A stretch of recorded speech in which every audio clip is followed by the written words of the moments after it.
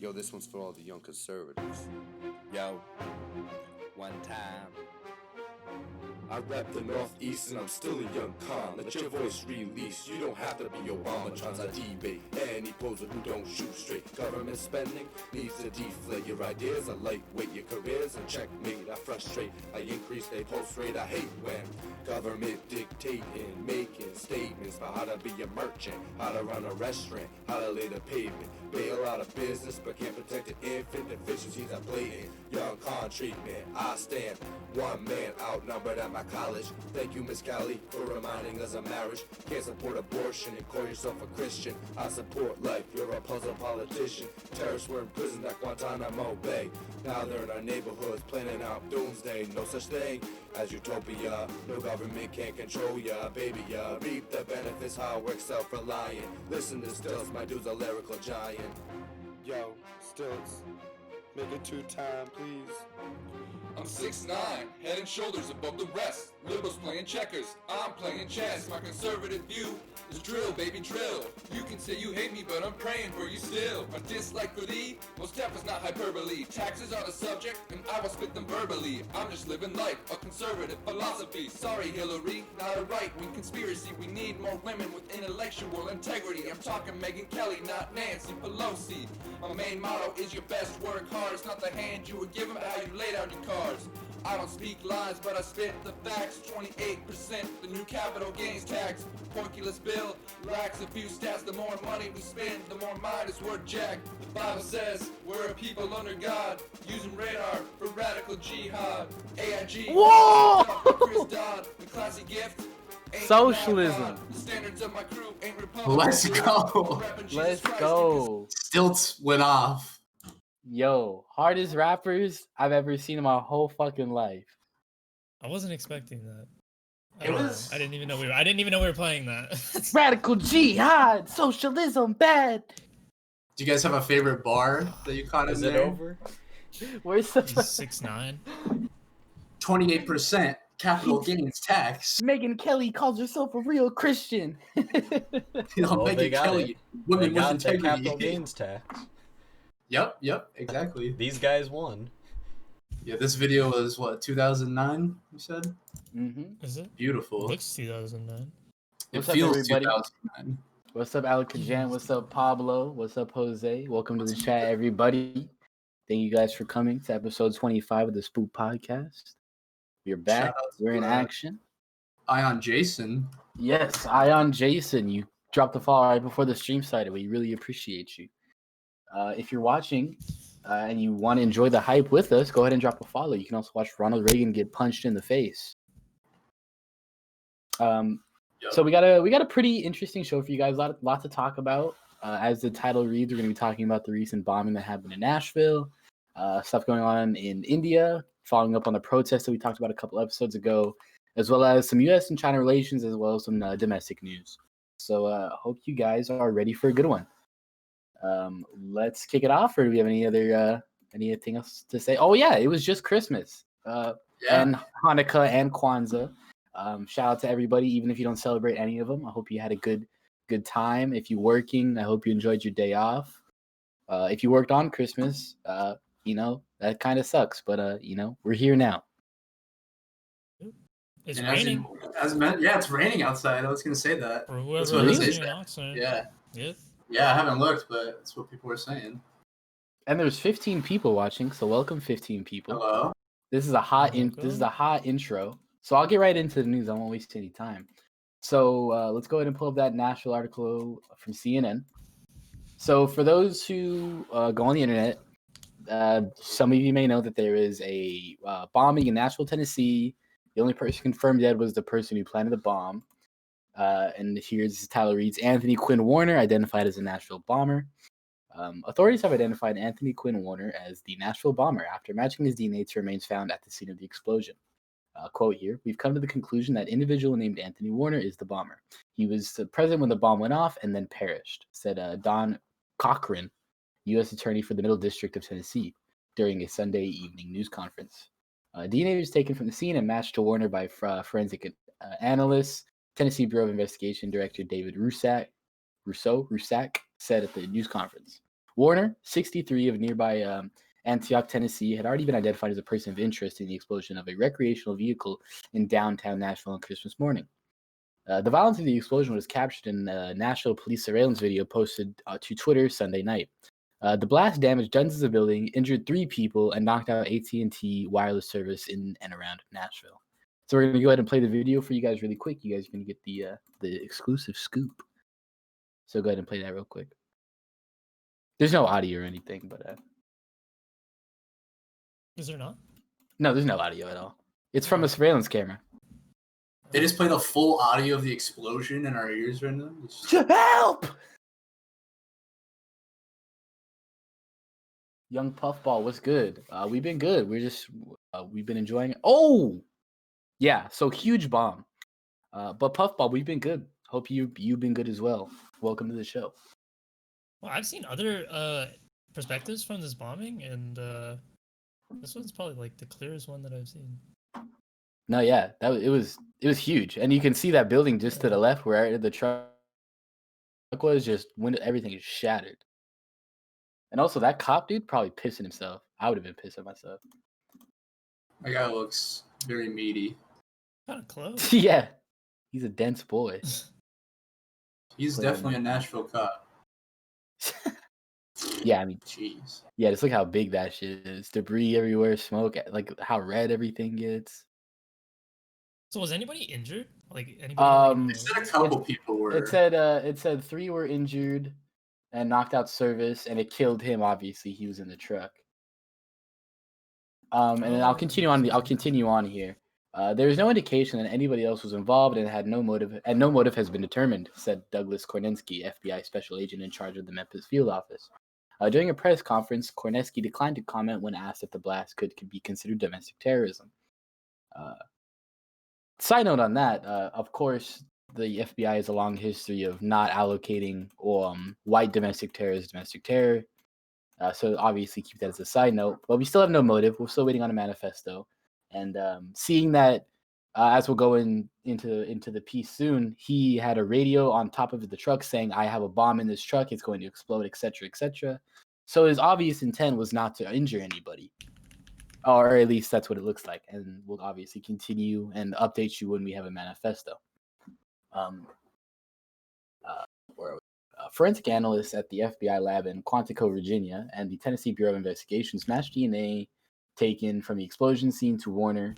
A vehicle ID number from the RV also matched, and said anyone who may have known Warner or encountered him should contact the FBI so investigations can establish a motive.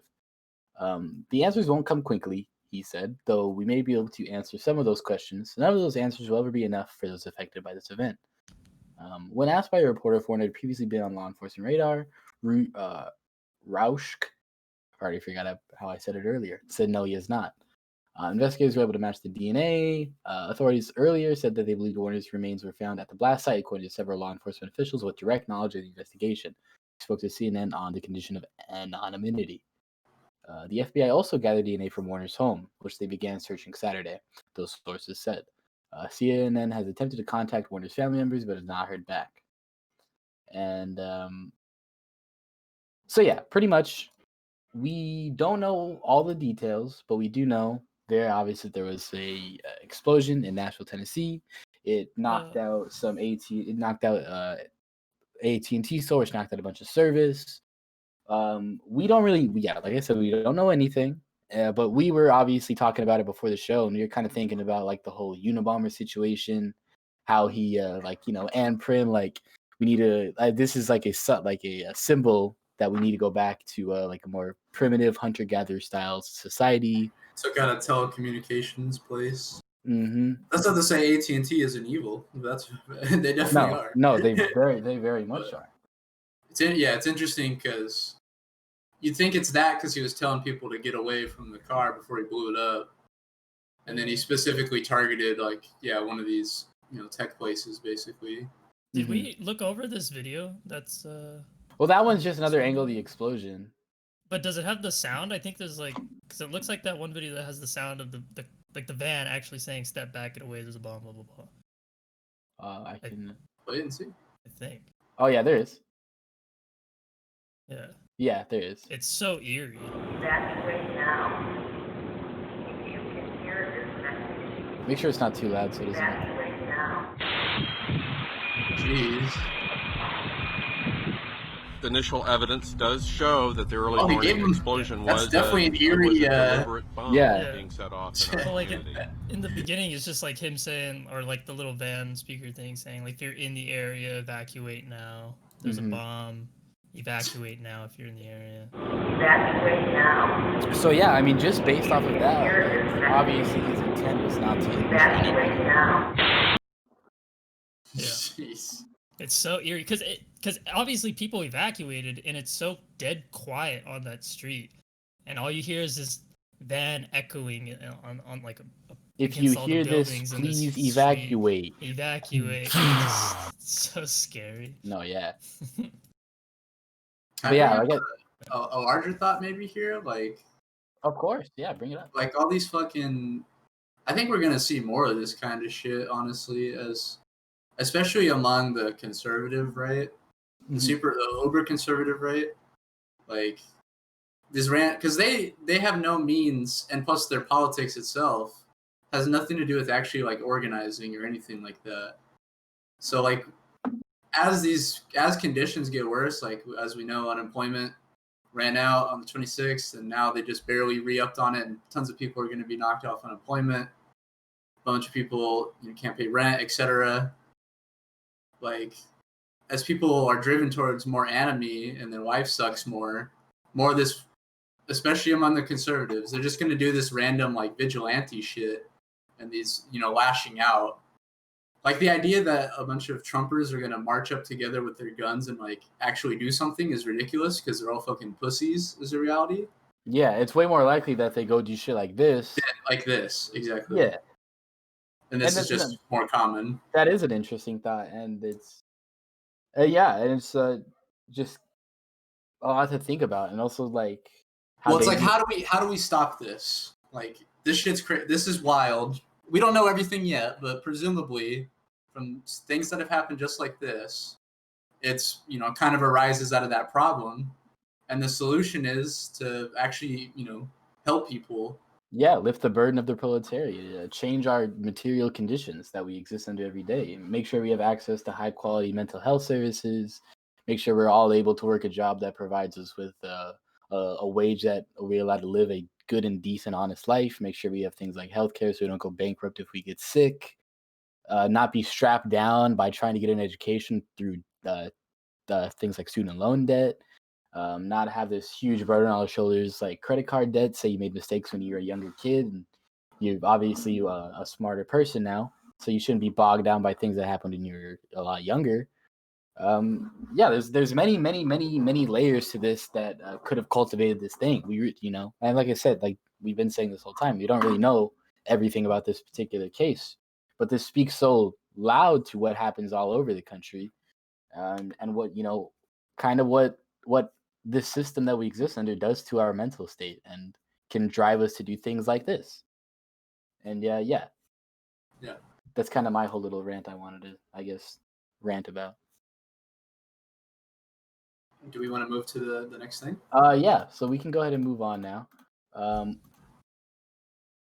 We covered a couple episodes ago that Indian farm workers are starting a huge protest. The episode title is 3.3% of the world population is on strike.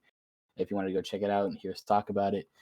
So basically, over 250 million Indian farm workers and other types of workers, labor unions, etc., began a general strike, a strike of their labor. They decided to stop working over 3 bills that Prime Minister Narendra Modi passed, basically moving towards privatization of the farm market and trying to not guarantee farm workers certain payments for the fruits and whatnot that they produce.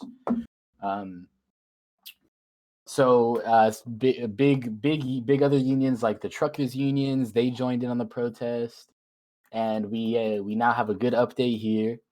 Starting here from this Al Jazeera piece at the top, India farmers agree to meet government over new laws that they want revoked. Leaders of farmers unions to meet ministers on Tuesday, possibly paving a way for the 7th round of talks as protests continue. Leaders of Indian farm unions have agreed to meet federal ministers on Tuesday, possibly paving the way for the 7th round of talks with the government, which has so far failed to mollify growers who say the three new agricultural laws threaten their livelihoods. Worried over farmers' round-the-clock sit-ins on the outskirts of New Delhi, the government of the Prime Minister Narendra Modi had on Thursday invited protest leaders to further talks. Sorry, I can't read. Farmers' unions still insist they want the laws repealed. A coalition of unions called Samyukta Kisan Morcha said on Saturday in a letter to the Agriculture Ministry, "We have decided to hold talks and are giving a proposal. Our proposal is that between representatives of farmers and the central government be held on December 29th at 11 a.m., which is Tuesday. So if this all goes through, we'll have an update for you on Wednesday, our next show at 10:30 p.m. where we'll The last of the year. Yep, the last show of the year. Last show of the year before 2021. So make sure you guys are there. Said Yogendra Yadav of the Swaraj India organization. While reading out the letter sent to the government, Yadav said the first item on the agenda in the meeting should be the modalities of repealing 3 laws, which came into force in September. The government says the laws will unshackle farmers from having to sell their produce only at regulated wholesale markets. It argues farmers will gain if large traders, retailers, and food processors can buy directly from producers, bypassing antiquated wholesale markets. When in reality, that means big business cuts out markets, fucking up that job space already. But just privatization of all this public exactly. land and farmers shit too. Exactly. It's big corporations coming in and trying to suck the land dry, and it's very good of these workers and union leaders and whatnot to come against these laws and go on such a huge strike. 250 million. That's like I said, 3.3% of the world population has been on strike for quite some time now. And hopefully they don't ease up. We got to continue to show solidarity from all over the world. And getting back into this, but tens of thousands of farmers have camped out on the national highways, demanding the government withdraw the laws that they fear will eventually dismantle regulated markets and stop the government from buying rice and wheat at guaranteed prices, which is the reality of these 3 laws, not whatever fucking Modi says. Farmers' leaders would also, in the Tuesday meeting, oppose plans to impose stiff penalties for the burning of crop stubble, a key source of air pollution, according to the farmers' letters seen by Reuters news agency. Modi has dismissed the farmers' protests as motivated by his political opponents, while the main opposition Congress Party leader Rahul Gandhi has accused the Prime Minister of introducing the laws to help a few business people, which is very true. He's doing this all in the sake of sorry, excuse me, that was gross. All in the sake of helping out his close buddies who want to make a quick buck off the back of Indian labor. Local media reported on Saturday that Modi's BJP, National Democratic and the National Democratic Alliance lost one of its allies, the Rashtriya Loktantric Party, as its chief joined the farmers in the ongoing protests. Darshan Paul, another farmer leader, said that the protesting farmers will hold a tractor march from the Singhu border on the outskirts of the capital to New Delhi on Wednesday. A new year is coming. We are inviting the people of Delhi and the adjoining areas to come to celebrate the new year on January 1st, 2021, and have meals with us, he said. The Singhu border is New Delhi's northern entrance from the Haryana state and is currently filled with tens and thousands of farmers. Continued solidarity to the people of India, and we really hope that these laws get appealed. And we'll obviously have an update for you guys on Wednesday after they go and have this meeting with Modi and his representatives. So best of luck to them. And just a comment, for people that maybe don't know or are interested.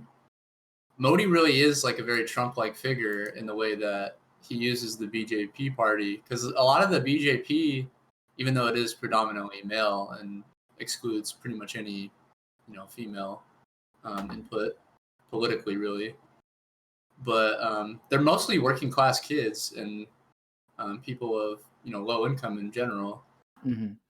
So, just like Trump, he has this grift where he's trying to play to, the poor and the working class, while at the same time selling out to the, big corporations and the private interests, which is what Modi's doing. But I think the real difference is in Indian society versus our society.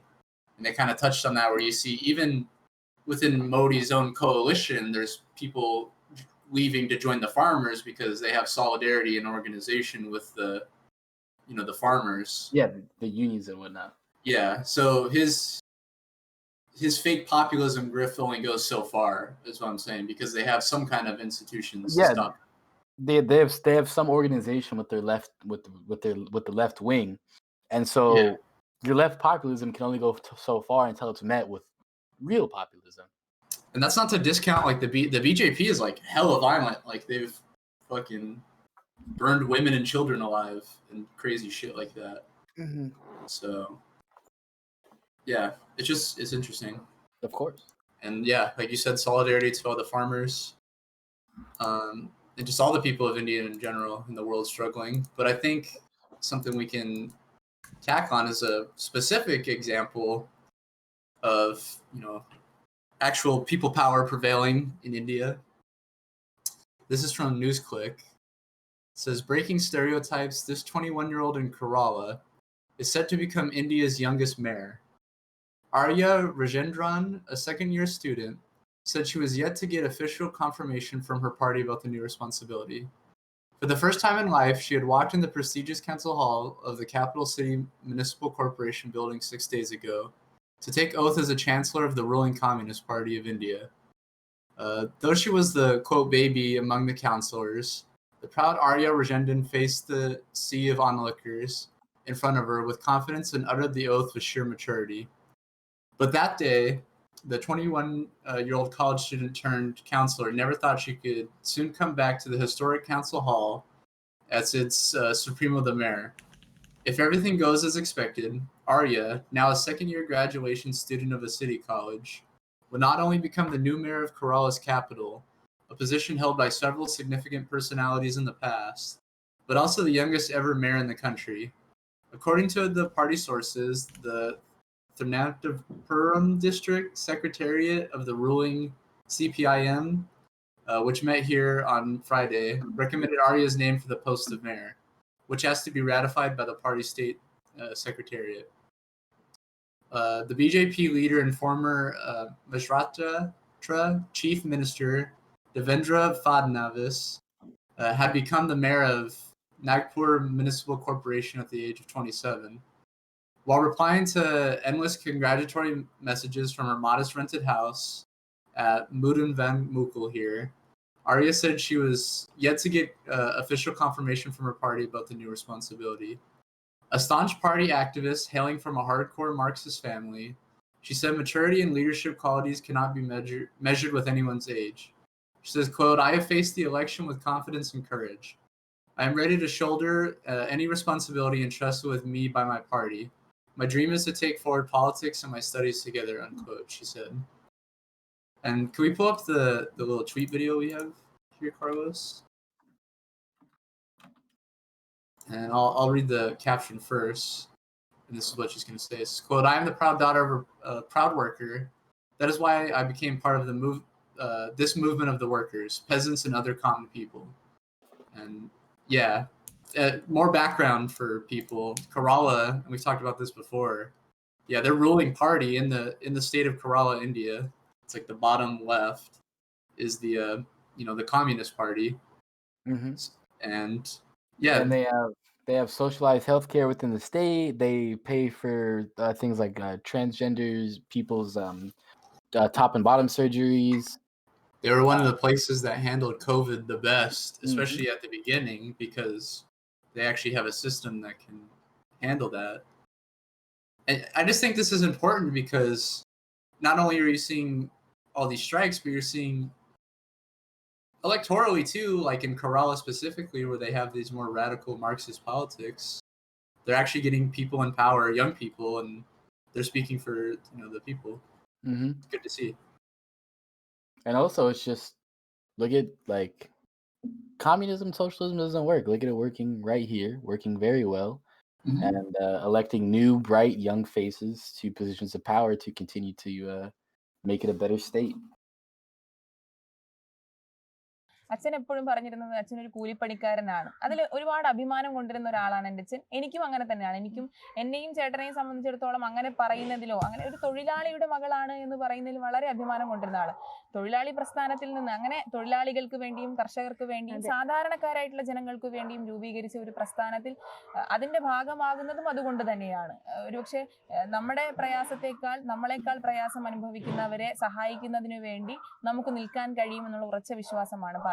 അതിൽ ജാതിക്കോ മതം, പ്രത്യേകിച്ച് ഒരു വിദ്യാർത്ഥിനി പഠിക്കുന്ന ഒരു വിദ്യാർത്ഥിനി രാഷ്ട്രീയ രംഗത്ത് വരുമ്പോൾ ജനങ്ങൾ പ്രതീക്ഷിക്കുന്നതും ജാതിയും മതവും നോക്കാതെ അവരിലേക്ക് ഇടപെടാൻ സാധിക്കും എന്നുള്ളത് തന്നെയാണ് അവരും കാണുന്നത്. അച്ഛൻ എപ്പോഴും പറഞ്ഞിരുന്നത് അച്ഛനൊരു This is a very interesting language. Oh, right? Yeah, just rapid fire. Yeah, she's spitting bars. Those were Jacan's dogs barking in the back. No. Like, is this mic muted? God. Yeah, my dogs are annoying. Thank God they haven't been an issue so far. Don't worry, when they are, we'll just abuse them. I mean, well, that's why you haven't heard them. I've already shown them what's up. Got to. Yeah, just to tie off that video, shout out to actual working class politics, working and organizing to make the world better. And she's awesome. And yeah, that's it. Yeah. Can we pull up our last video before the break, Carlos? And before I preface this, and we just kind of play this, does anyone have any other thoughts or? No, nothing to say really. It's fucking pouring outside though. Jesus.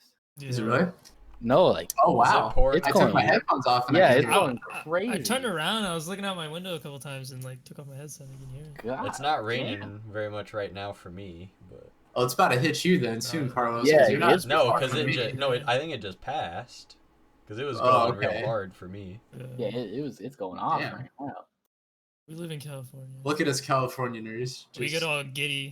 Ooh, it's the only time we've gotten rain almost all year. Pretty much. No, I love the noise too, Jose. I love the sound of rain and thunderstorms, all that. Hell when it comes, I want to know how his tin roof is holding up for him. No, his tin roof is great. Because you just sit in his back room playing games, just sounds like Vietnam. Yeah. Raining love the smell of napalm in the morning. All right. Do you want to get us into this video, Jacob? Yeah. So, Grayson is a source we always use. Aramate is a great reporter. Here he talks to, I believe his name is Chaz Freeman, what a badass name. He's a ex-U.S. diplomat, I think in the Nixon administration, which is interesting. But, he's old and way out of that life now, and no one's listening to him. So he's just saying exactly what the thought process is of a lot of our current diplomats in the Trump administration in regards to a bunch of stuff, but specifically here in China and the new Cold War with both China and Russia. And I think, it stimulates a really interesting conversation.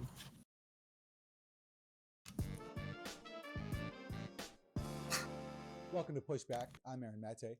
Joining me is Ambassador Chaz Freeman. He is a visiting scholar at the Watson Institute for International and Public Affairs at Brown University. Chocolate. He is a veteran U.S. diplomat and public servant who has served in many positions, including as the Assistant Secretary of Defense for International Security Affairs, the U.S. Ambassador to Saudi Arabia, the Director for Chinese Affairs at the U.S. State Department, and as the principal U.S. interpreter during the late President Nixon's historic visit to China in 1972. Ambassador Freeman, welcome to Pushback. Glad to be here. So your experience as the interpreter for Nixon in China, I think will be very relevant for the topic I wanted to discuss with you today, and that is China. There is a lot of talk now of the U.S. now being in a new Cold War with China.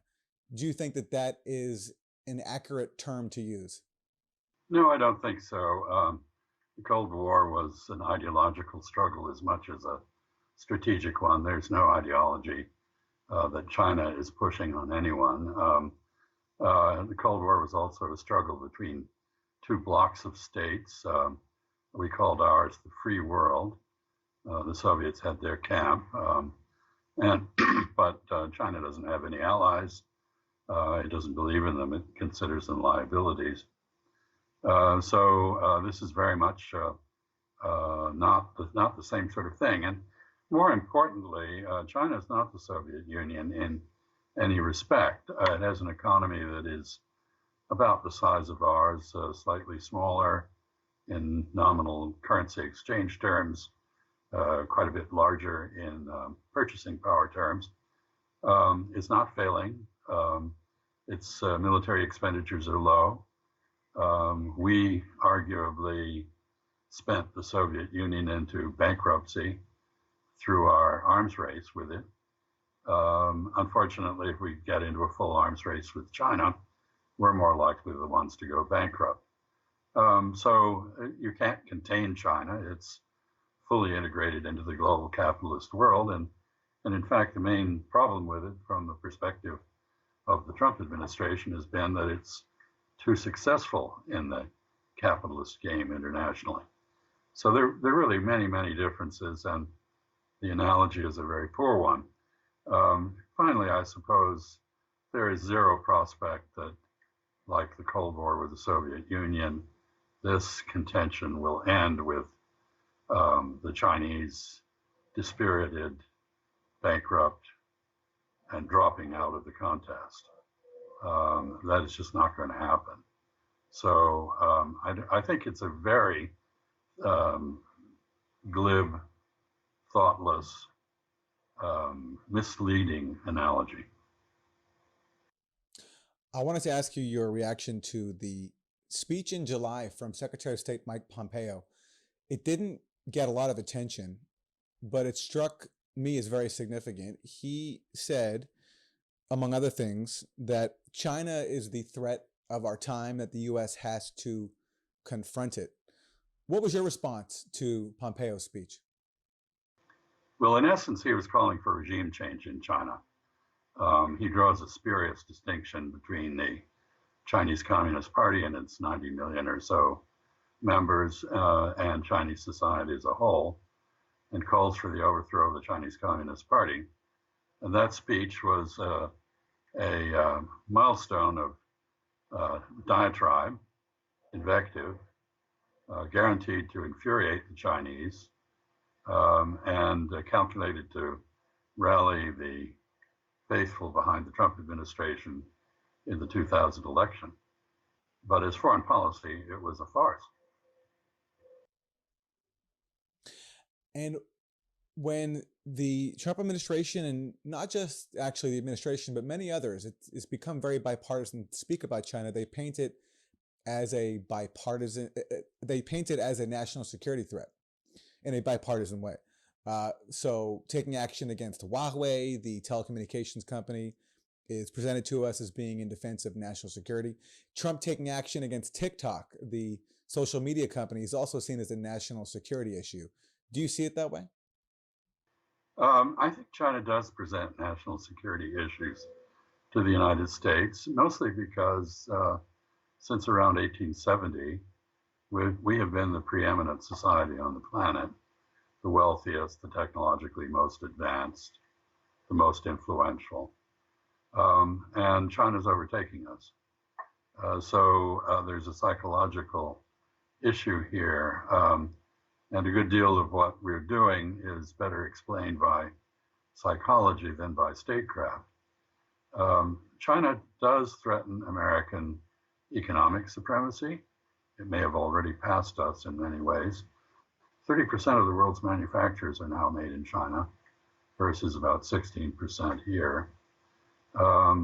Technologically, it is now becoming a major innovator. About 1/4 of the world's scientists, technologists, engineers, and mathematicians are Chinese, and the proportion is growing.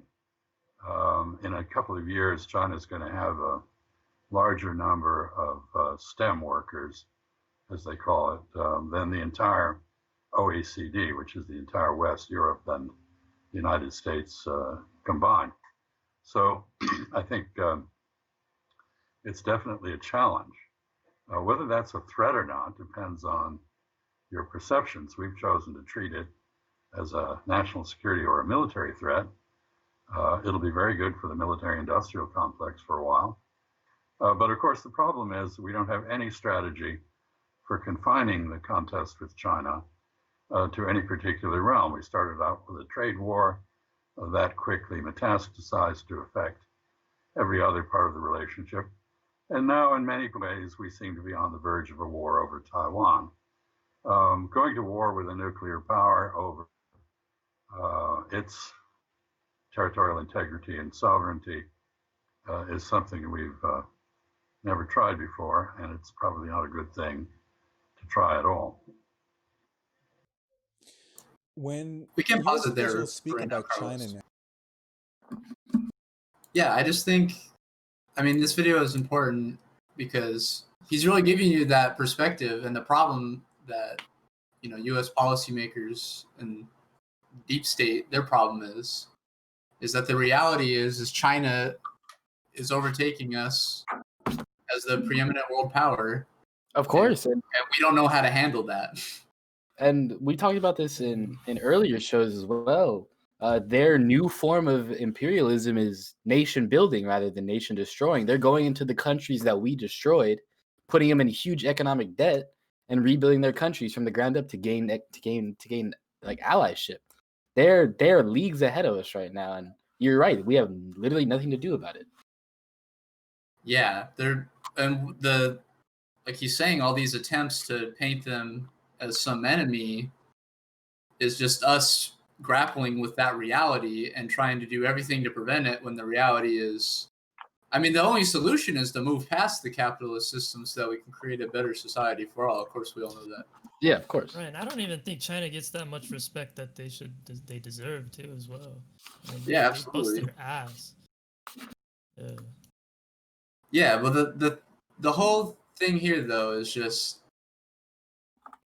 we've just created this false notion that we have to keep spending ridiculous amounts of money to confront the menace that is China.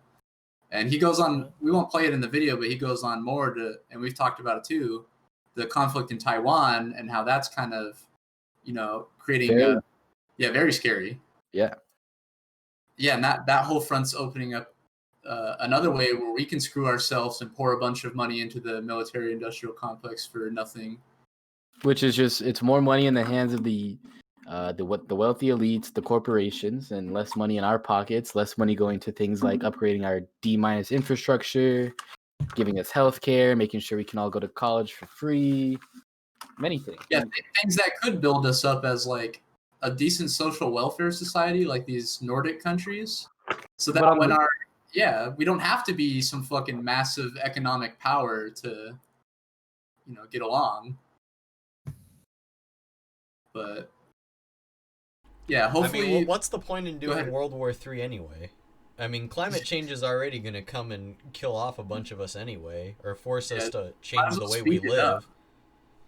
Yeah, so it's either, it's going to happen either way. And we might as well just deal with what we know is going to happen rather than just destroying everything. Or, I don't know. Eian touched on it, and he talked about it at the end, where it's like us, you know, driving more conflict into them, like with the trade war, etc., has cut off any bounds of us actually having a relationship with China. And then, like, somehow in the future, like, hey, yeah, maybe there is like this international thing we could do and the culture changes, etc. But right now we've done everything to just further isolate China, isolate ourselves from China. And thus they isolate themselves. And like Eian was saying, now they're investing in stuff like the Belt and Road Initiative, where they're spending trillions of dollars in the Middle East, countries like Afghanistan, etc. They're building up their infrastructure, which is helping those countries. But the reality is they're putting those countries in massive debt for years to come so that they basically owe fealty to China.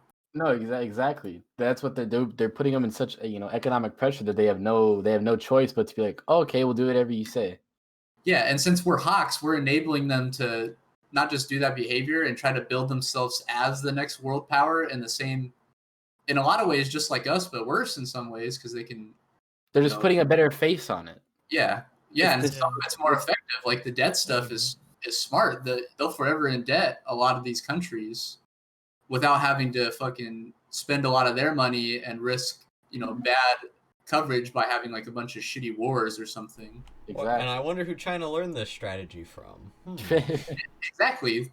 Well, that's the thing. They're learning it from us, the last imperialist power. And they're doing it way better. Yeah, and the only way from stopping them from taking the torch from us and doing, continuing, just capitalist hegemony and destroying the planet was to have some kind of relationship with them. And then, but now with the Trump administration specifically, and it looks like Biden too, they're going to continue to just have this hawkish approach and spend a bunch of money and just further alienate China and nothing good.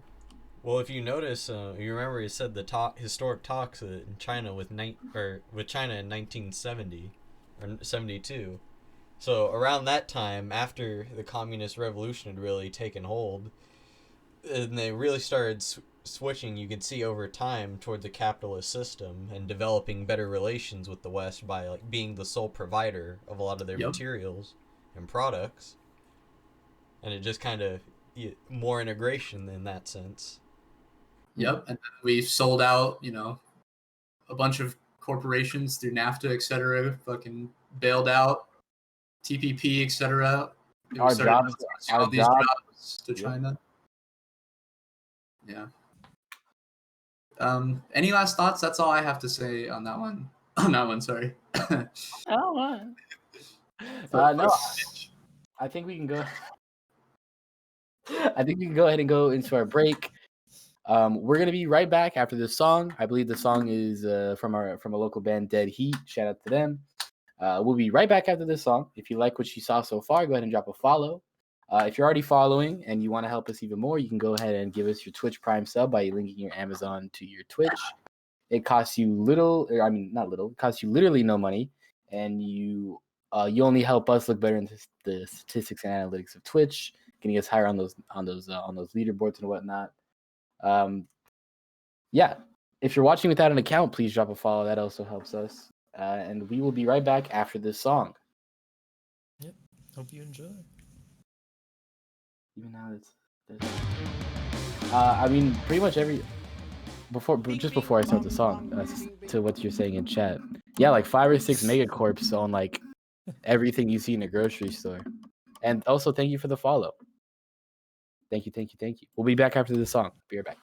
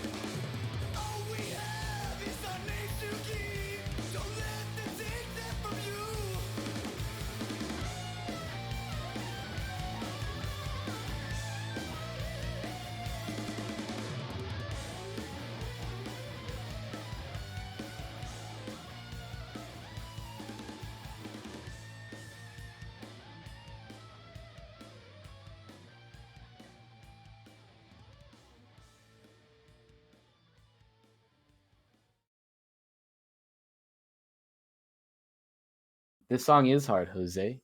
Go check out their whole project on all streaming platforms. Dead Heat at Dead Heat 805 on Twitter or on Instagram at Dead Heat 805.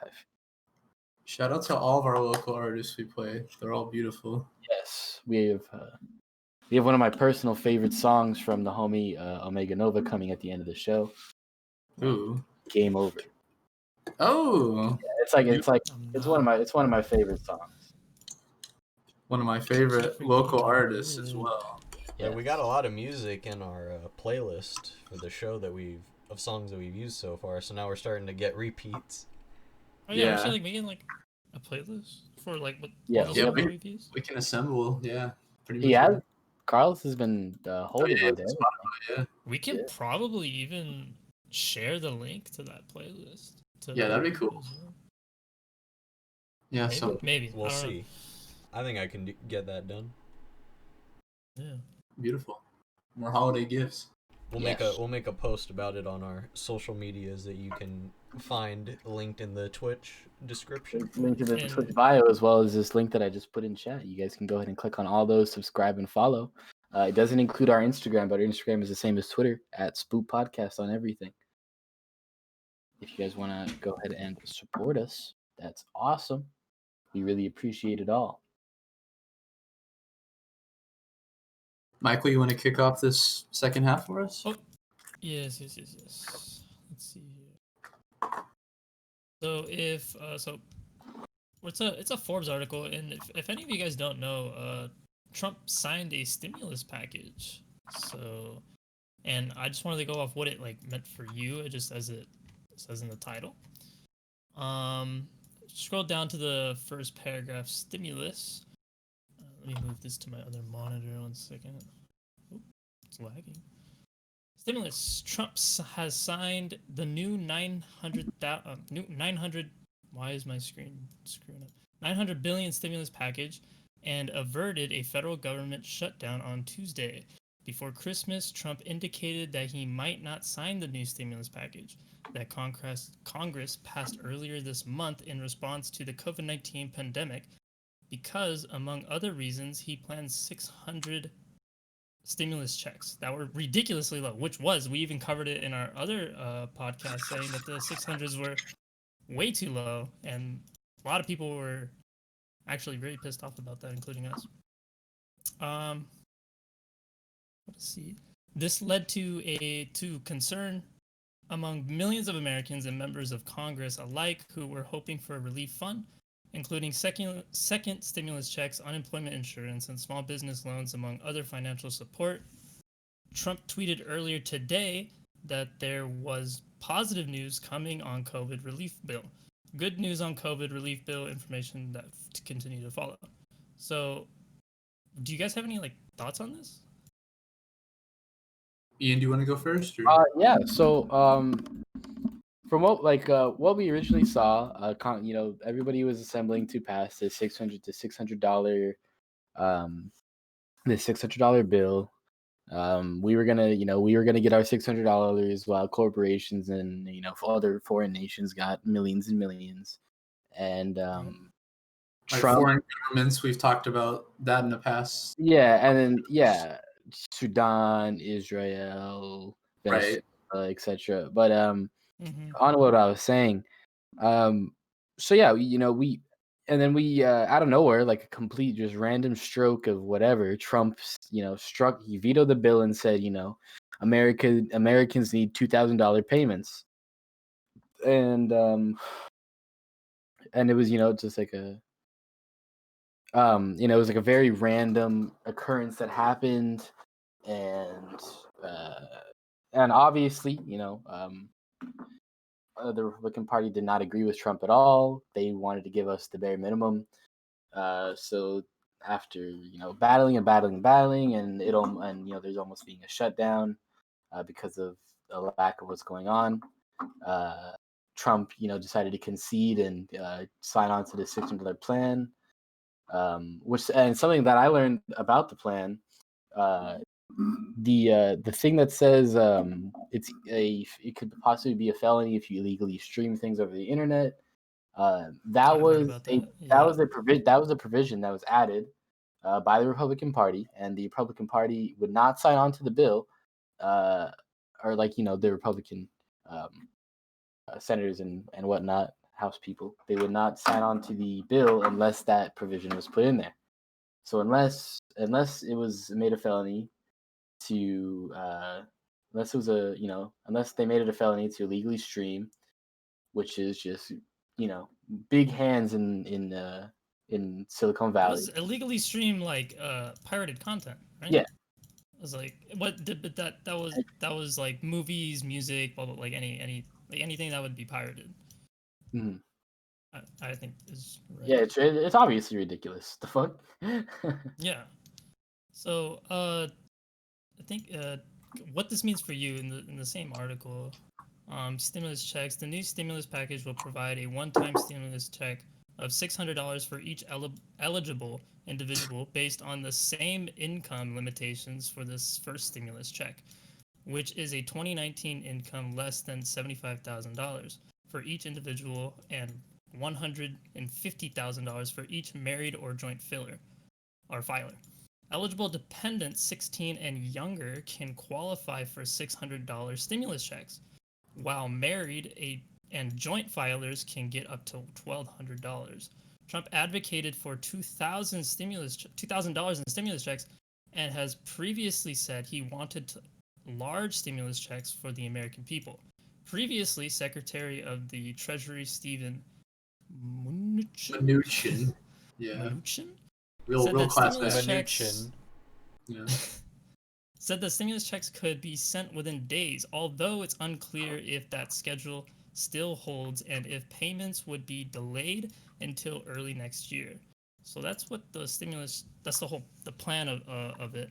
And then the unemployment insurance is, so like the new stimulus package includes $300 a week for enhanced unemployment insurance.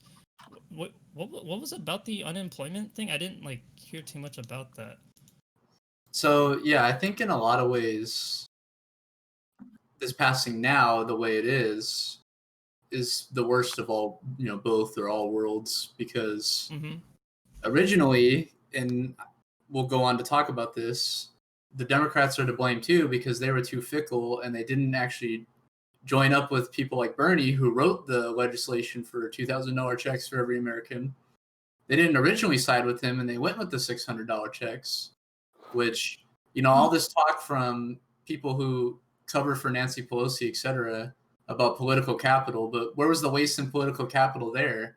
Kneecapping what people want in your movement, and the new people within your movement, you just kneecap them, and then that makes you look so weak against Republicans because they know they can just split you and divide you, which of course, Nancy Pelosi, all the major Dems work together with the Republicans, of course. But the reason why this is the worst of both worlds is because we're getting that $600, the amount that is not enough. $2,000 is not enough, frankly, if it's just a one-time payment, and unemployment is also not raised and made adequate, as well as moratoriums on rent. But the main thing, and the thing Michael was referencing, is that unemployment ran out on the 26th, which was Saturday. So, and if the bill was signed before, as shitty as it was and as inadequate as it was, even the unemployment, I think, only goes 11 weeks into spring or something, which is not enough. Oh, of course not. But even considering that, at least people were getting, 14 million people were going to get some kind of unemployment, or at least have the ability to get unemployment. Mm-hmm. Well, now, since 14 million people lost their unemployment insurance on the 26th, and now with them having to, re-up on the unemployment, a lot of them have to re-register back into the unemployment system. Exactly, and we were just talking about that before the show, and it's going to be very similar to what we saw at the beginning of the pandemic originally. Is insane wait times, and sometimes taking even days just to get your appointment made, appointments being pushed back, etc. Months long. It's going to be a scary situation for a lot of Americans, because easily hundreds of thousands just from the 26th, people that lost their employment on the 26th, hundreds of thousands of people will. Oh, of course. Even the student loan relief was dropped from the stimulus package as well. Yeah. which is ridiculous. Which is insane. Right. Yeah, it's the worst. It's the worst thing possible they could have got.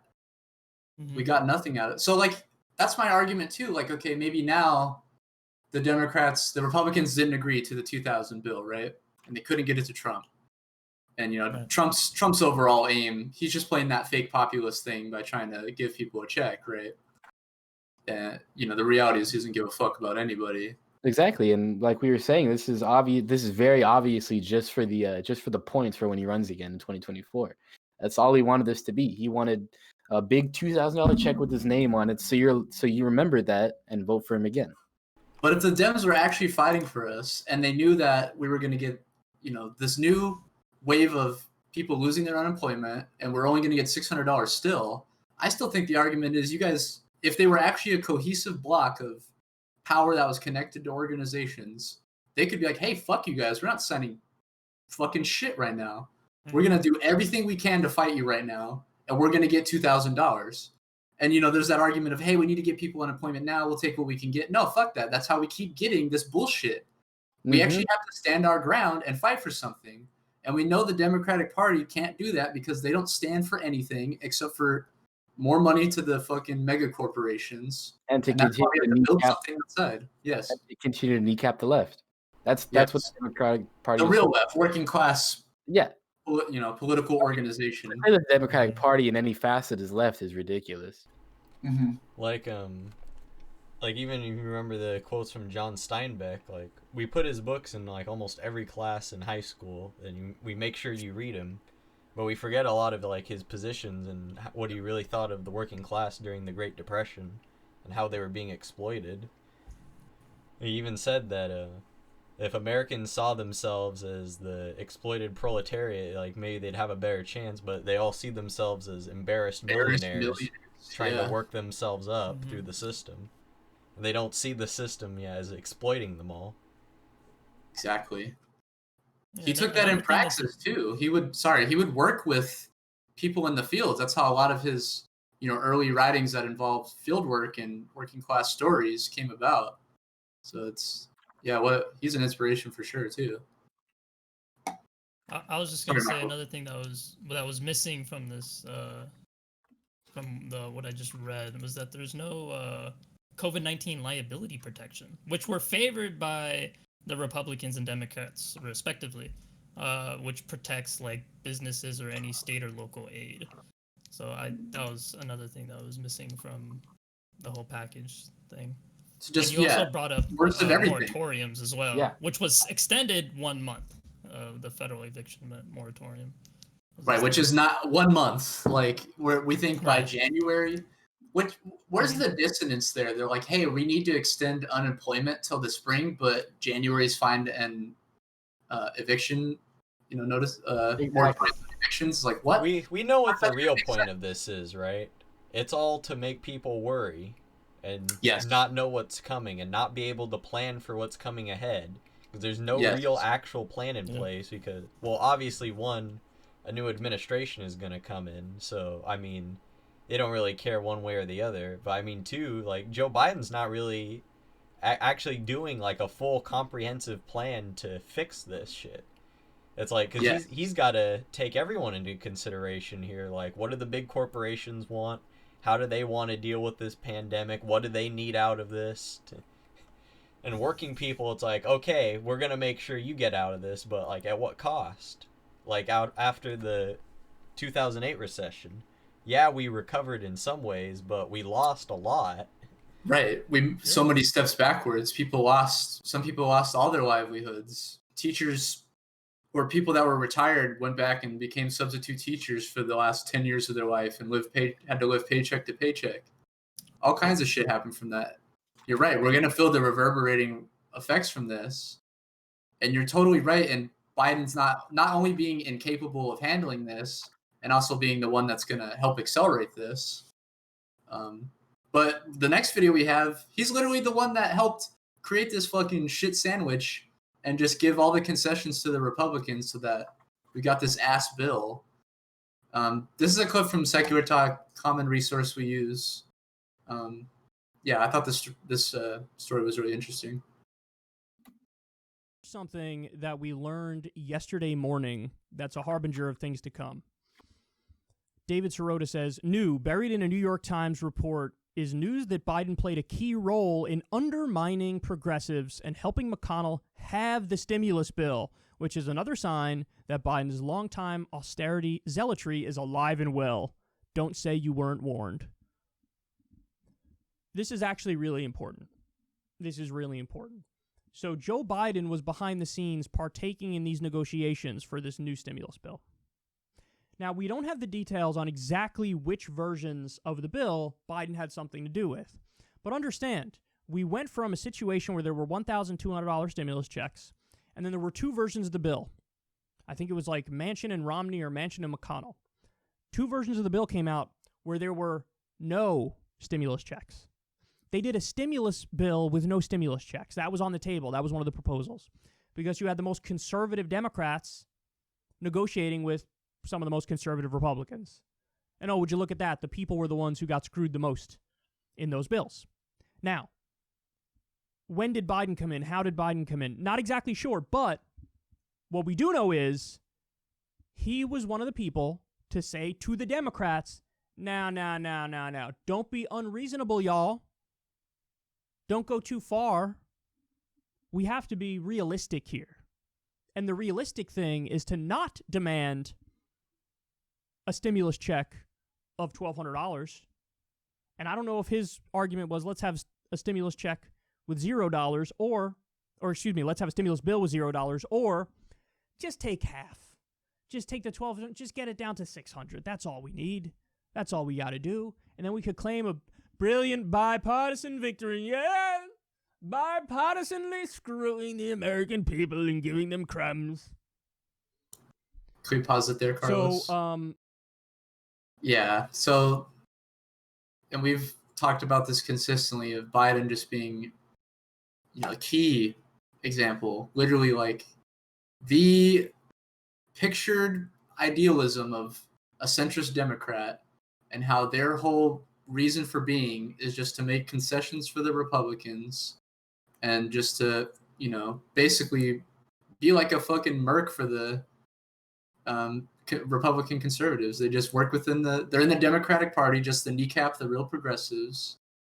And yeah, our fucking president, the incoming president is like the guy, the definition of that. The guy that's in these talks right now telling them either we should only give them $600 so it seems like we did something, or he's saying let's give them fucking no money because I don't give a fuck. He's doing whatever the Republicans want to do. And that's what the next 4 years are going to be. The next 4 years are just going to be austerity in our face. It's going to be 4 years of Joe Biden arguing that he got us crumbs instead of nothing. Exactly. Yeah, exactly. That's what austerity is. It's here. You got this. Fucking be happy. That's what it is. Here's your cake. Why aren't you happy? I got you cake. You can eat it. Yeah. Yeah, but yeah, like his whole thing is just capitulating to the Republican Party and then coming out of the house with little to nothing and being like, see, these guys are going to give you nothing. But then you have in reality, if we would have picked somebody like a Bernie Sanders, who would have used things like the bully pulpit to really push for what March on Washington. Exactly. Not let them get away with not giving us at least $2,000 a month. A general strike, conditionless. It's at least he's not going to be the guy. Like Bernie's not going to go in and maybe and this is our perspective of Bernie. He's given a bunch of concessions to just even be in the Democratic Party, right? Let's say even he becomes president somehow. At least he's not fucking Joe Biden. Joe Biden literally goes in there and he's the guy that's like this check, fuck him. Let's negotiate down as much as we can and give the people nothing. At least we know Bernie's not going to come in and just fucking stab people in the back and negotiate for the Republicans. Just guess I don't know. Just Joe Biden is, for all the goofs and laughs we have about him being incompetent and just not mentally there, this kind of stuff, like when he does snap back into reality and the only time he is operable, it's the same function Obama is. It's just kneecapping real fucking left movement and just being a fucking shill. Yeah. Super Biden, true. Biden's like the Reagan version of like I don't recall when it comes to doing the right thing. Yeah. Exactly. Yeah, when he snaps And back at least Reagan forgot the crimes he committed. Yeah, yeah. At least he went full blown with it and got Alzheimer's. He committed. Does anyone have any thoughts on this before I move to the next video? Super fucked. Yeah. No one's fighting for us, basically, is that in a nutshell. But in this next video, I think there are people that are kind of fighting for us, actually. And it's something good to see, but it's also gross, this video, too, because it shows how fucking disgusting mainstream media is and just how anathema we are, the real progressives are, or even noted progressives. These are fucking Congress people that have been elected, and she does not give them, like, mind or pay attention, and the scorn she has in the interview is... But the language that both congressmen, Jamaal Bowman and Cori Bush respectively, the language they choose and take concerning withholding their vote against Nancy Pelosi is both something we've supported, something we're going to continue to support, and something that I think is the right argument to take here. And yeah, let's play the video and let everyone see. What I'm going to do is make sure that the voices of the people of St. Louis are heard. Jamaal Bowman and Cori Bush, both soon-to-be Democratic congresspeople, were on CNN with Dana Bash and were asked about Nancy Pelosi. Will they support Nancy Pelosi as Speaker? Watch. And real quick, before I let you both go, something looking ahead at that you're both going to have to vote on, which is the Speaker of the House, Congresswoman-elect Bush. Will you vote for Nancy Pelosi as Speaker? What I'm going to do is make sure that the voices of the people of St. Louis are heard and that we have what we need. And so you'll find out then. That's not a yes. I'm working with my community. I'm working with my community. Okay. And Congressman-elect Bowman, will you vote for Nancy Pelosi as Speaker? So you will find out when my vote is tallied, and again, organizing with our community to figure out what's best. I'm just curious, what does that mean? When you said organizing with our community, I mean, what do you want to hear from them? They have no clue what that means. Yeah, she's breaking down right now. Whether Nancy Pelosi should be the Speaker. Can you turn it up just a touch? So for me... Go ahead, Cori. Jamaal. No, for me... Go ahead. Sorry, we're almost out This of is time, us. actually. So just true. give me a 10-second answer. We got to vote HR 40 to the floor for a vote. We need reparations for the African American community. We need a federal jobs guarantee. We need Medicare for all. Thank you. Can we pause it there, Quinn? Yeah, so you can just see the disdain she fucking has for them. Took them 2 seconds. Yep. And she's just like, all right, 10 seconds, say what... And he did say it, and yeah, he's like, hey, we're not going to vote until we know she's going to vote on Medicare for all. Yeah. At the very least. And yeah, it's just the duality is cool to see, like how cool the Congress people are, and they're actually following through with maybe some action here. But it's just like, damn, the media is so reprehensible and so too far gone. Also, I just want to say something. Jamaal Bowman, ever since he hopped in the race back when he was taking on Angle, I was excited for it. I think he's gonna be it. Yeah, he's been very strong since the beginning. Yeah. Now, of course, and this is why I like their line they take. And it's not like they're avoiding the question, because to people listening, notice not just the way she asked the question and the urgency, but they're trying to get them to either, say no and immediately start hammering them for that, rather than listening to what their argument is. Because it's just, if you're not voting for Nancy Pelosi, then you want a conservative speaker, you're a piece of shit, or whatever. Yeah, it's a gotcha question. It's basically, no matter what your answer is, they're gonna try to figure out a way to... They don't care. They're just talking on behalf of the Democratic Party, basically. Exactly. They don't care about your answer, which is we want Medicare for all. It's say no so we can call you Republicans, or say yes so we can basically destroy any credibility you have with your progressive movement. Yes. And basically say they've already said they're going to vote for it, so fuck your little organization. And so it's very good on them to turn it on their head and just very blatantly not answer the question, but just say what they want to say about organizing for Medicare for all. Yeah, it's not a cop-out to say, because what they're saying is what's important, and it's not, of course, their decision to withhold their vote is important and the strategy, but the important part is that comes from us, that they're being responsible to us, that whatever decision they're making is on behalf of whatever working class politics we're making. And it's good to see that that's the language they're using, because that means that's their mindset, and it's good. And yeah, fuck CNN. That was, I didn't preface it, but that was Rational National. That's another resource we use a lot. Good YouTube channel. Just basically ripped his clip there, but that's okay. It's fine. We're cool when we do it. Carlos, you have an article here? Yeah, it's not too much here, but I wanted to mention it because throughout this pandemic, we've definitely seen a lot of rise of more populist movements of people trying to respond to the needs of their communities that they see struggling. So here, I'll bring this up. This is from Payday Report, and I found out about them just recently thanks to Richard Wolff, and they cover a lot of information with strikes that go on all around the country, and are a good news outlet for people to get access to this kind of information and help people hear about their strikes and protests that they're doing to try to gain support and solidarity.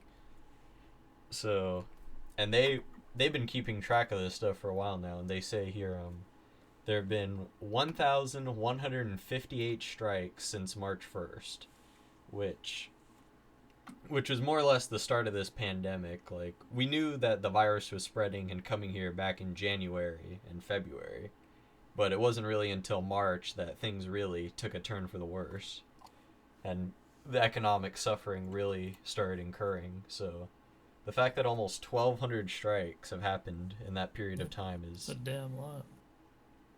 Yeah, it really speaks to how at least working people are understanding that, like, we can't wait any longer. Like, it's now or never, really. Mm-hmm. In the pre-show part, the other part you're saying it speaks to totally too is just the lack of media coverage. Just how we don't hear about, we didn't even hear about in mainstream media about the Indian strikes that have been ongoing that we covered at the top of the show. Forget about hearing this stuff, which is, happening in our, own respective areas. We don't hear this at all. This isn't covered in, CNN, MSNBC. Of course not. It's covered here, though. Oh, yeah. We at least try to, and that's the... Yeah. I think that it's a good lesson about the news in general is often in mainstream media, they always try to present themselves as the highest and most objective moral source that you neutral get your moral information arbiters. from. Yes. And while that is true, just from the perspective of how much information they have access to, just by the size of their networks, right? That's why we use them sometimes. It doesn't make them like the moral arbiters or better than anyone else.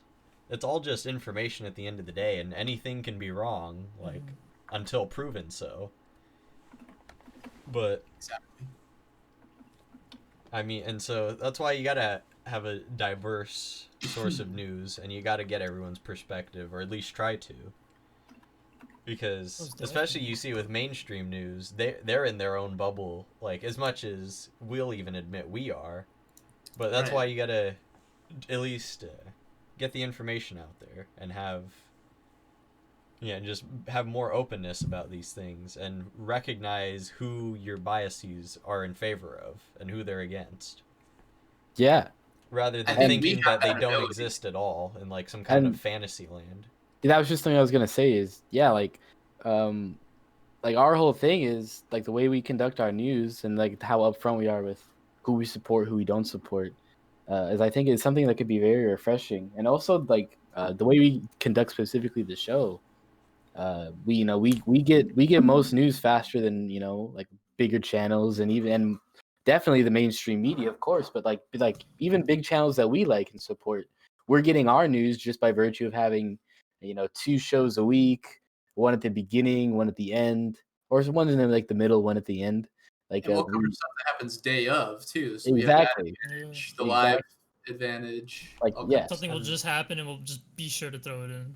So. Yeah, and obviously we're only just a few people, so there's a lot of stuff we miss too. On top of it, like, and the show is obviously time limited, so we try to get in what we can. But yeah, and then this isn't all a show about nonstop news. It's more discussion with you guys, and that's exactly. what we wanted this to be. We use news as like a point to further our discussions. Exactly, the conversation. We use news as a form of like analysis and being able to talk about it. And something I was gonna say is like the really cool part about being here on like a live platform like Twitch is we have you guys, the viewers and those who type in chat, who can talk to us and say we missed something. You can bring it up to us that we can mention in the next show, or even talk about right then and there. Yeah, and it's like it's a very new and interesting medium that we're on, and having the whole like live chat thing is something that's very cool that we can use. And just like the way we conduct this show, I think is very unique, and I think we get the good stuff before a lot of people do. Yeah, we have so many. Maybe that's like a little sub theme in this one is just how trash, mainstream media is. And like Carlos was saying with the biases, like we confront our biases all the time, and we're really upfront about it. And we always try to bring it home to our city of Oxnard, our working class politics organization in our area. And the problem with these elites and the real high level mainstream media is the kind of bubbles they're in is they can't. To confront their biases is to confront their entire way of life. And for some of them, the only reason they're in that position is because they can't confront their bias, Exactly.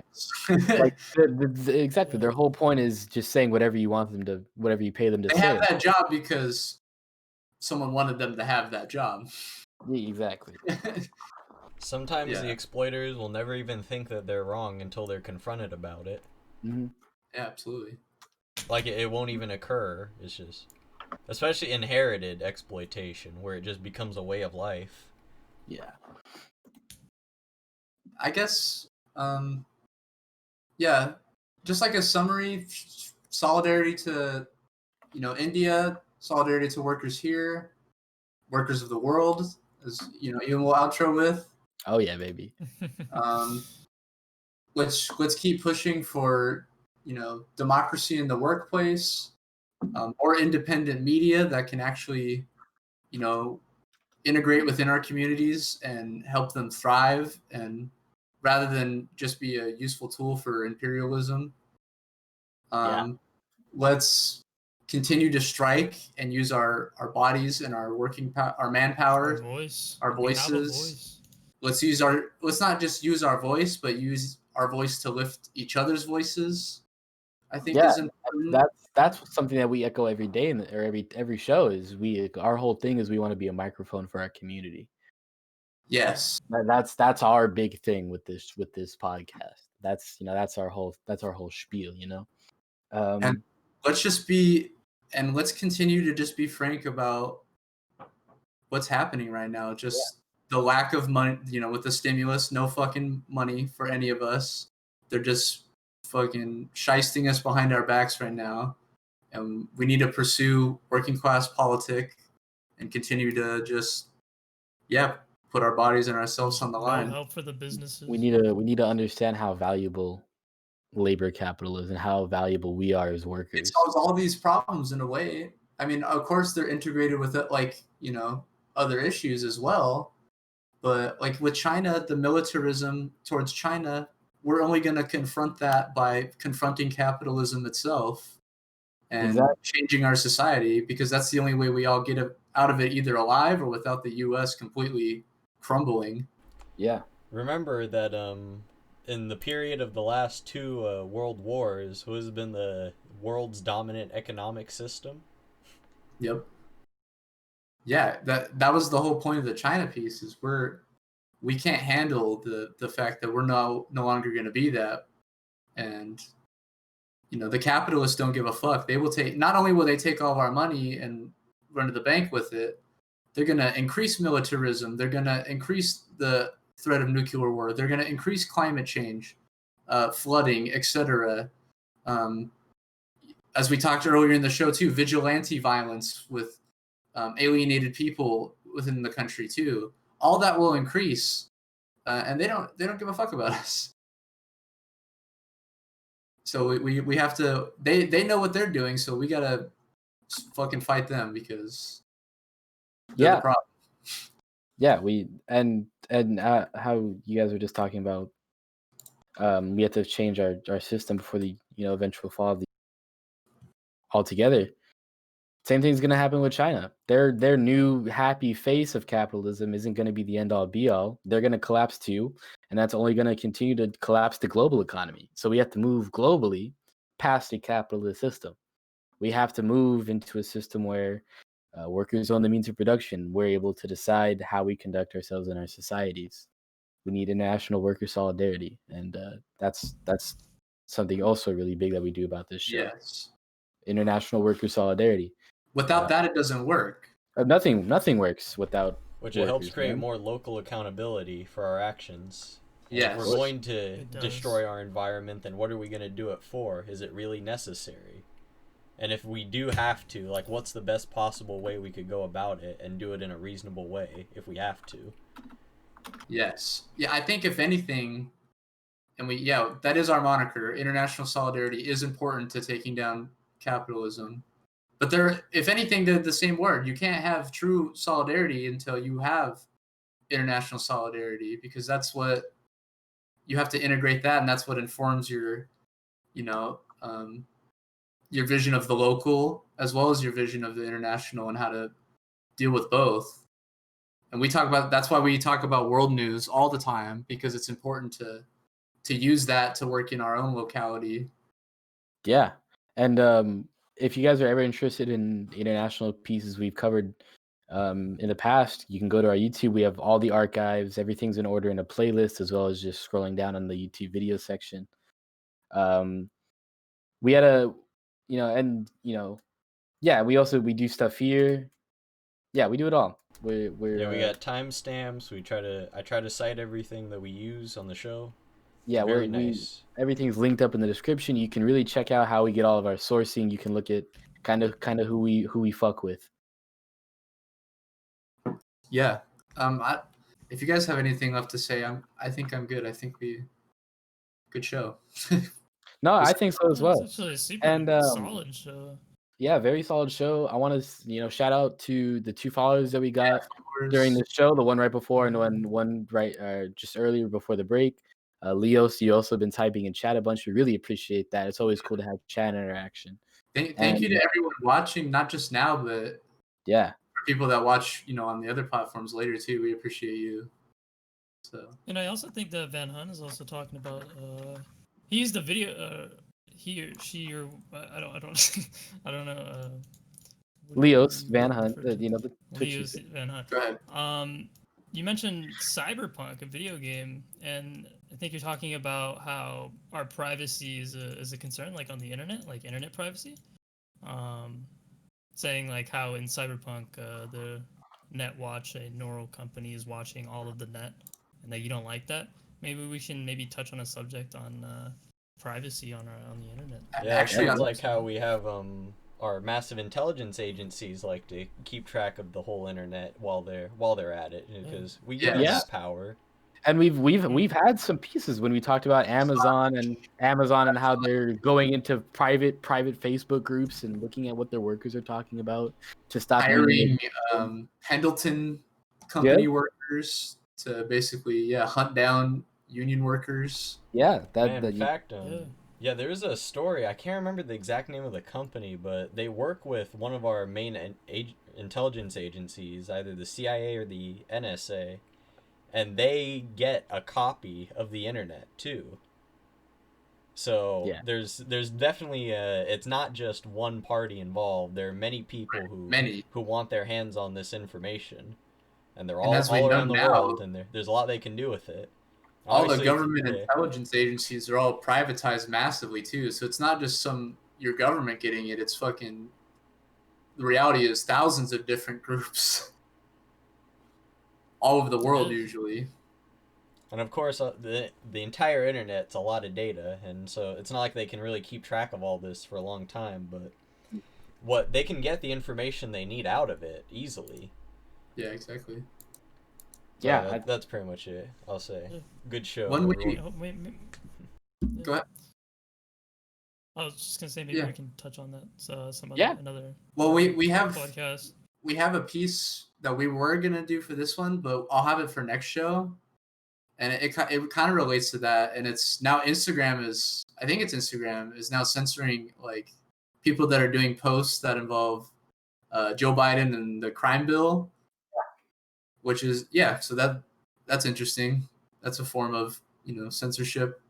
Wait, so are they banning the posts where it's Joe Biden on the floor arguing for the crime bill, or is I don't know if it's a video or like if it's. And we'll cover it the next show to clarify, but I think it's actually a picture that's like, this is Joe Biden signing the crime bill 1994, and it's like him and Bill Clinton together. Mm-hmm. And that post got taken down. It's like, okay, that just sounds like some random oligarchy shit. Because like, we don't want you talking about this. Well, here's the reality: is that's the truth. Yeah, Facebook does a lot of weird shit like that. That post is, it's just literal historical fact.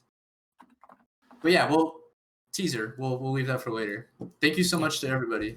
Yeah, so everybody who's with us still, everybody who joined, who's going to be watching this maybe on the YouTube or listening on the SoundCloud, which we're working on still, I promise. This is the end of the show. This is the wrap up.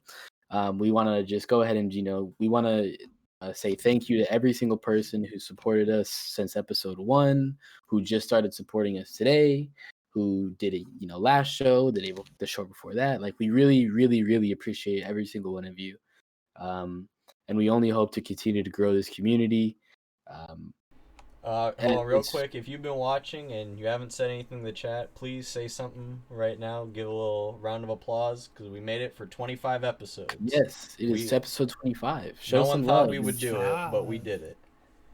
If you're watching on mobile, our last of the year too, which is exciting. The next show is the last one of the year. 26. Little pre-New Year's celebration.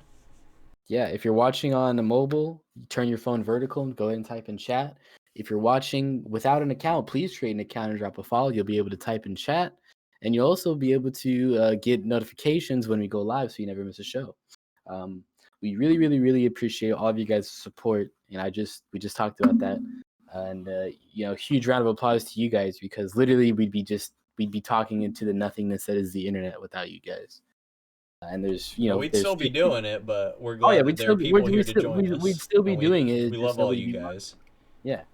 But there's 15 people here now, and I think I saw like 17 earlier. Like, that's sick. I fucking hate you guys, though. You guys get on literally every time we end the show.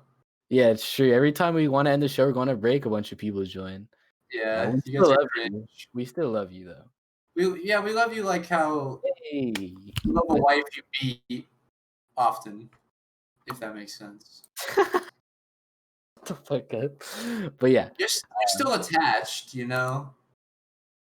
but they got what was coming to them. Fucking Jesus. Oh. Hey, Leos, we will be back on Wednesday. We will be back Wednesday at the same time. We start our stream at 10:30 p.m. Pacific time, so that's United States. I don't know what that translates to over there in Germany, but we 10:30 p.m. Pacific time here in California, in the United States. Every single Wednesday and Sunday we're here. But yeah, we will be back on Wednesday. Thank you guys so much.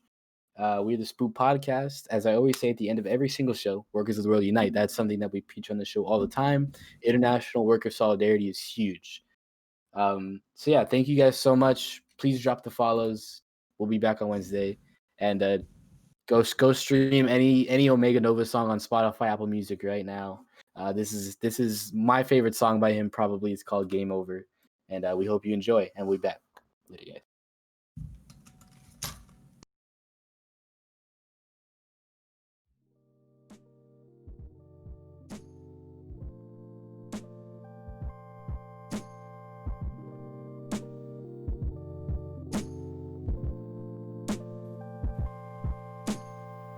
I'm torn to bits, I'm shattered, this is the last of me. The love we carried for so long and then the door so savagely.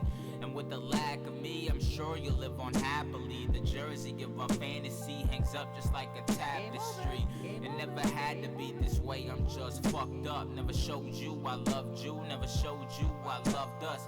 Promise you I did, it's too late to take it back. And hurting you was never planned, because to me you're like crack. I'm a fiend for that body, a fiend for your mind. Got a divine mental shrine, love to hit it from behind. But those days are behind us, tears me up inside. And I never meant to rip your heart out, baby, make you cry.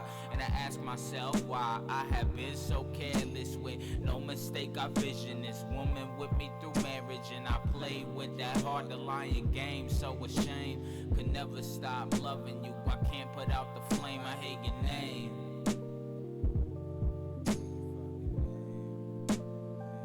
I still hear your fucking name.